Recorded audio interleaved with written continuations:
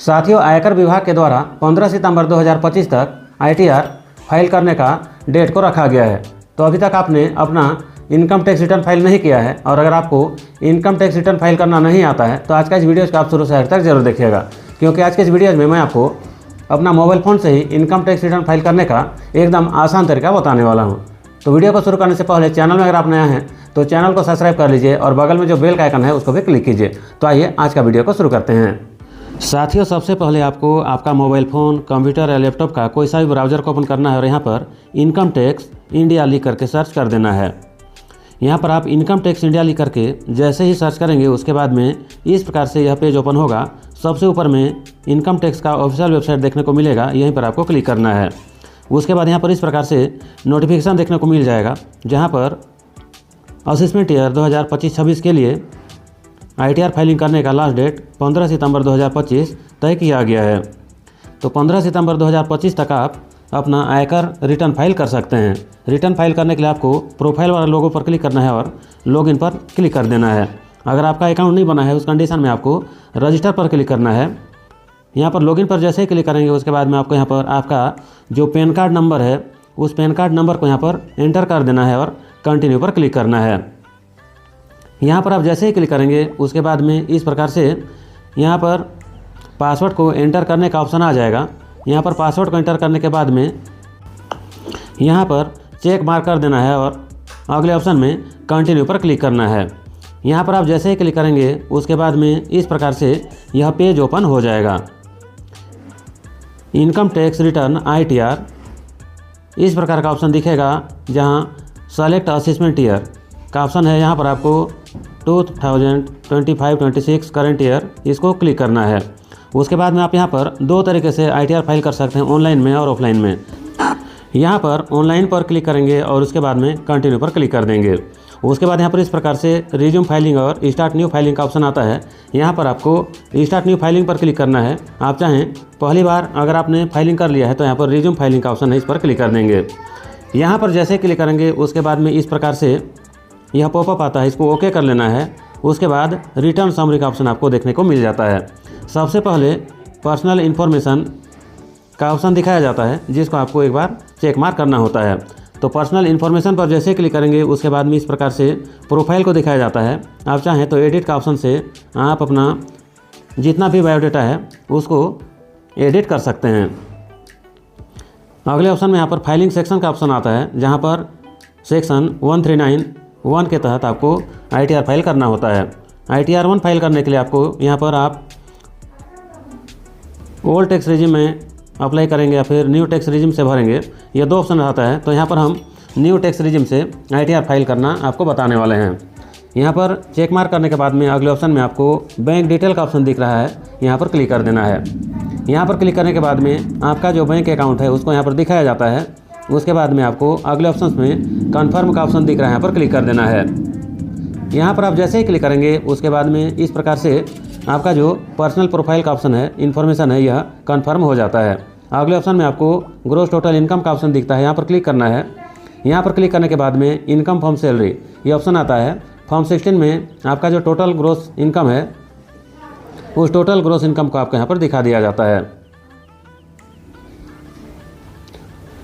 तो यहाँ पर टोटल ग्रॉस इनकम को शो करने के बाद में या होने के बाद में आपको एक बार इसको अच्छे से मिलान करना है। यहाँ पर न्यू रिजिम में आपको स्टैंडर्ड डिडक्शन में सिर्फ 75,000 का छूट मिलता है। मानक कटौती में 75,000 का छूट यहाँ आपको ऑप्शन देखने को मिल जाएगा। यहाँ पर इसको एक बार आपको चेक मार्क करना है और अगले ऑप्शन में आपको यहाँ पर 75,000 माइनस होगा। उसके बाद में यह अमाउंट को फॉर्म 16 के साथ मिलान करना है और सेव पर क्लिक कर देना है। यहाँ पर क्लिक करने के बाद में इस प्रकार से B3 का ऑप्शन आ जाता है। यहाँ पर B3 का ऑप्शन में इनकम फ्रॉम अदर सोर्सेस, तो यहाँ पर आय का जो अन्य स्रोत है उसका ऑप्शन में कुछ अमाउंट दिखाया जाता है। यहाँ पर आप जैसे ही क्लिक करेंगे उसके बाद में यहाँ पर जो अमाउंट है यह आपके बचत बैंक खाता से जो ब्याज बना हुआ है उस राशि को दिखा दिया जाता है। तो यहाँ पर आपको चेक मार्क कर लेना है, यहाँ टिक मार्क करेंगे और उसके बाद अगले ऑप्शन में आपको यहाँ पर कन्फर्म का जो ऑप्शन दिख रहा है यहाँ पर क्लिक कर देना है। यहाँ पर क्लिक करने के बाद में ग्रॉस टोटल इनकम का जो सेक्शंस है इसमें ITR फाइल हो गया है। अगले ऑप्शन में टोटल डिडक्शन का ऑप्शन आता है। यहाँ पर total deduction new tax regime के अकॉर्डिंग नहीं मिलता है। अगर आप पुराना टैक्स रिजिम में भरेंगे तो उस कंडीशन में आपको 1.5 लाख रुपये तक का छूट मिल सकता है। तो यहाँ पर जितना भी डिडक्शन संबंधित जानकारी है इसको एक बार मिलान कर लेना है और उसके बाद अगले ऑप्शन में आपको यहाँ पर कन्फर्म का ऑप्शन दिख रहा है, इसमें क्लिक कर देना है। यहाँ पर क्लिक करने के बाद में इस प्रकार से टोटल डिडक्शन का जो ऑप्शन है यह कंप्लीट हो गया है। अगले ऑप्शन में यहाँ पर शेड्यूल TDS 1 और शेड्यूल TDS 2 इस प्रकार का ऑप्शन आता है। यहाँ पर आपको एक बार चेक मार्क कर लेना है। यहाँ पर जैसे ही चेक मार्क करेंगे उसके बाद में TDS 1 में आपका संबंधित जो नियोक्ता हैं या जो संबंधित DDO हैं उनके द्वारा जितना सैलरी दिया गया है उसका ऑप्शन आपको यहाँ पर देखने को मिल जाएगा। इसी प्रकार से TDS 2 में यहाँ पर आप जैसे क्लिक करेंगे उसके बाद में यहाँ पर इस प्रकार से tax deduction account number 10 number इस प्रकार का ऑप्शन आता है। इसको भी आपको एक बार चेक मार्क कर लेना है। दोनों ऑप्शंस को चेक करने के बाद में आपको यहाँ पर इस प्रकार से जो अमाउंट होगा उसको मिलान कर लेना है और उसके बाद अगले जो ऑप्शंस है उसमें आपको नीचे स्क्रॉल डाउन करते जाना है और यहाँ पर टोटल टैक्स पेड का ये जो ऑप्शन है इसको एक बार देख लेना है और अगले ऑप्शंस में आपको यहाँ पर टोटल टैक्स पेड को देखने के बाद में कन्फर्म का जो ऑप्शन दिख रहा है यहाँ पर क्लिक कर देना है। यहाँ पर आप जैसे ही क्लिक करेंगे उसके बाद में इस प्रकार से अगले ऑप्शंस में टैक्स पेड कन्फर्म होने के बाद वेरीफाई योर टैक्स एलिजिबिलिटी इस प्रकार का ऑप्शन आता है। यहाँ पर क्लिक करना है। यहाँ पर क्लिक करने के बाद में इस प्रकार से आपका जो कर योग्य राशि है उसको यहाँ पर दिखा दिया जाता है, कैलकुलेट कर लिया जाता है।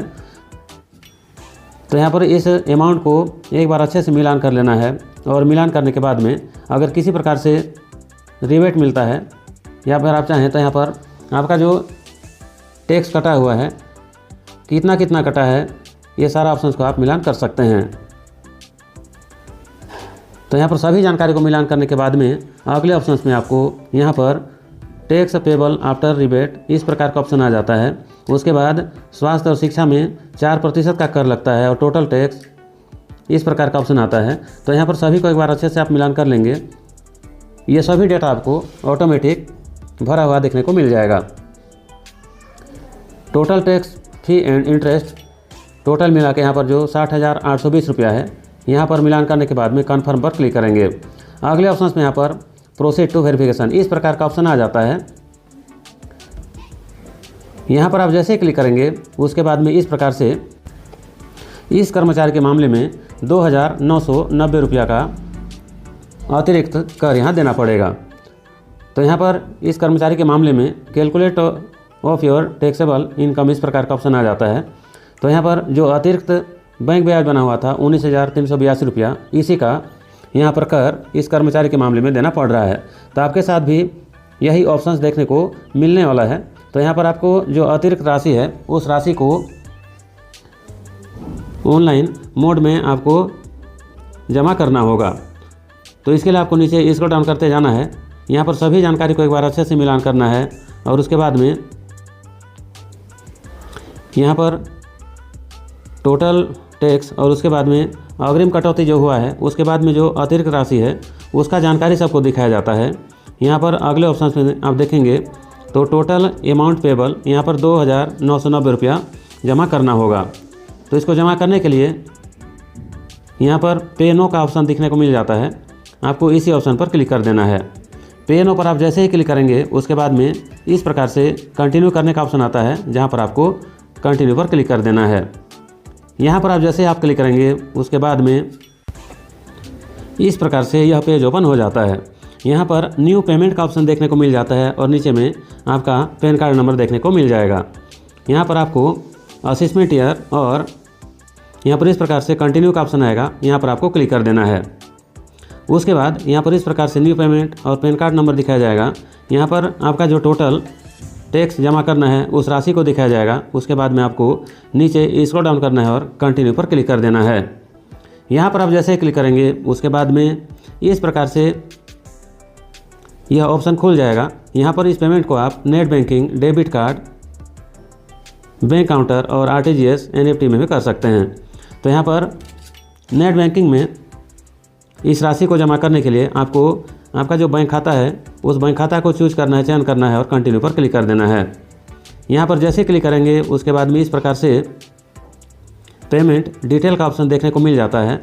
यहाँ पर आपको पे नो का ऑप्शन दिख रहा है, यहाँ पर क्लिक कर देना है। यहाँ पर आप जैसे ही क्लिक करेंगे उसके बाद में इस प्रकार से यह पेज ओपन हो जाएगा। यहाँ पर जो इंस्ट्रक्शन है इसको आपको एक्सेप्ट करना होगा, जिसके लिए आपको यहाँ पर आई एग्री का जो ऑप्शन दिख रहा है यहाँ पर चेक बॉक्स में चेक करना होगा।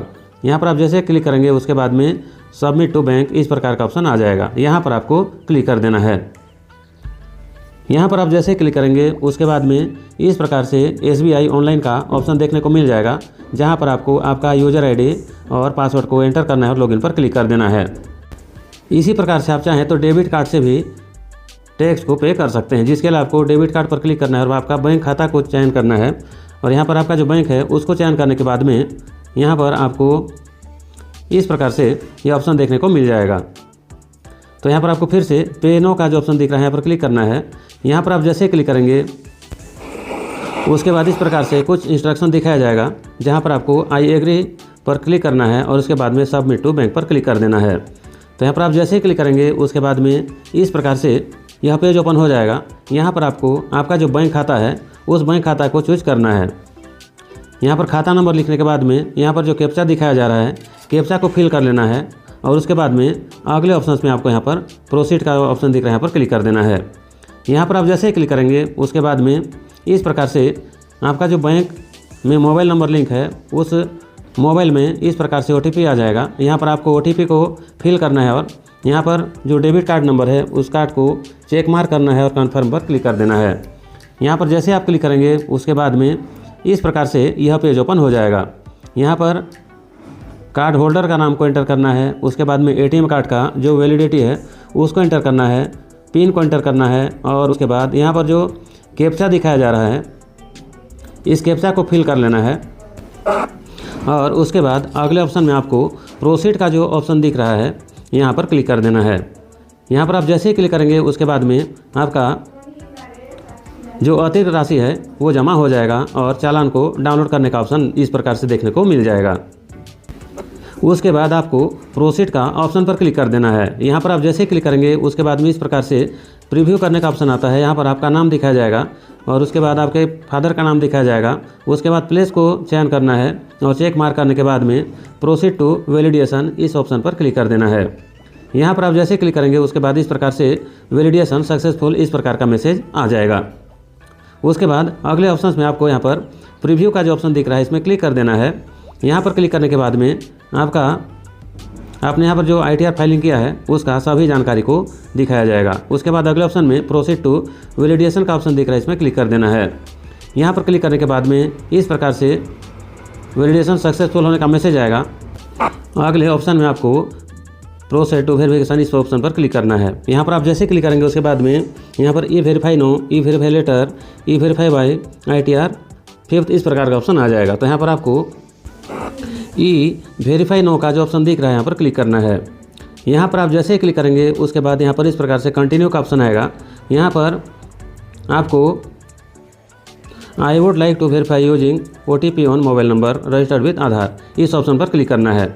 यहाँ पर आपको जैसे क्लिक करेंगे उसके बाद में इस प्रकार से यहाँ पर चेक मार्क करना है और अगले ऑप्शंस में आपको नीचे स्क्रॉल डाउन करते जाना है और उसके बाद कंटिन्यू पर क्लिक कर देना है। यहाँ पर आप जैसे क्लिक करेंगे उसके बाद में इस प्रकार से I agree to validate my Aadhaar detail इस प्रकार का ऑप्शन आएगा। यहाँ पर आपको चेक मार्क करना है और जनरेट OTP पर क्लिक कर देना है। यहाँ पर जैसे ही मोबाइल नंबर से जो OTP आया है उसको यहाँ पर एंटर करेंगे उसके बाद में आपका जो ITR है इस प्रकार से वेरीफाई हो जाएगा और इस प्रकार से एक्नॉलेजमेंट को डाउनलोड करने का ऑप्शन आपको देखने को मिल जाएगा। तो यहाँ पर इस प्रकार से जैसे ही आपके मोबाइल फ़ोन में या कंप्यूटर में इस प्रकार से इस एक्नॉलेजमेंट को डाउनलोड करने का ऑप्शन आएगा, उसके बाद सबसे नीचे में do not send this acknowledgement to CPC Bengaluru इस प्रकार का ऑप्शन आ जाएगा।